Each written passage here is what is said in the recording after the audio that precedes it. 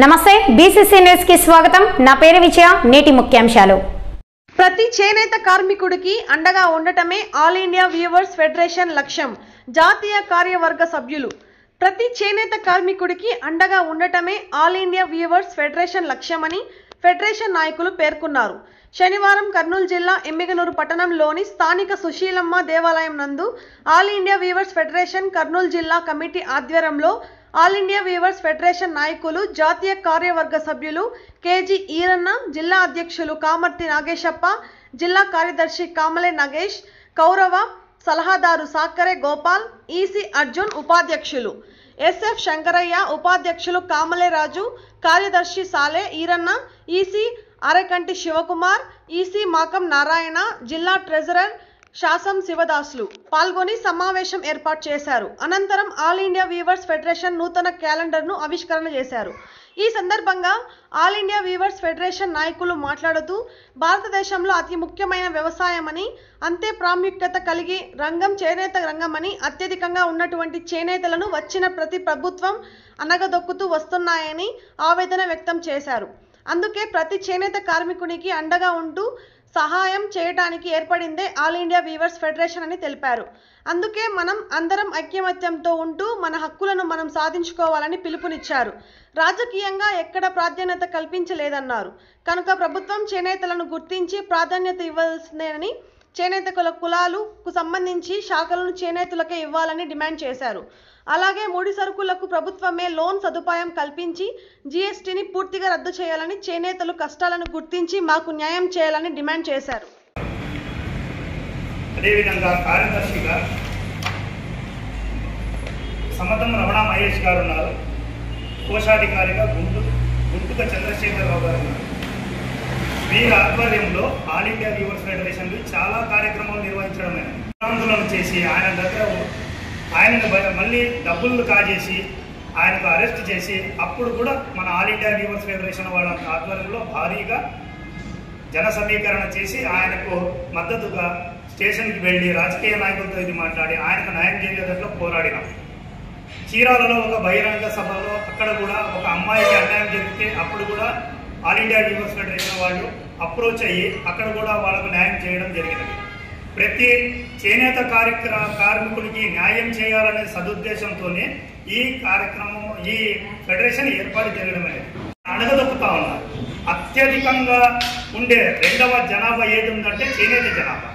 కానీ మొన్న జరిగిన శాసనసభ ఎలక్షన్లో మా చేనేత కులాల వారికి ఎటువంటి ప్రాముఖ్యత ఇవ్వలేదు। ఒకే ఒక్క శాసనసభ్యుడు ఉన్నాడు, ఆయన ఒక్క శాసనసభ్యుడిగా గెలిచాడు। ఆయనకే మంత్రి పదవి ఇవ్వాలని మేము మొన్న కూడా ఫెడరేషన్ వాళ్ళు విజయవాడలో డిమాండ్ చేయబడినది। కనుక ప్రభుత్వం కూడా మనల్ని గుర్తించి ఇక ముందైనా అత్యధిక సంఖ్యలో ఉండే చేనేత కులాల వాళ్ళకు ప్రాధాన్యత ఇవ్వవలసిందే, వాళ్లకు రాజకీయంగా గుర్తింపు ఇవ్వవలసిందే।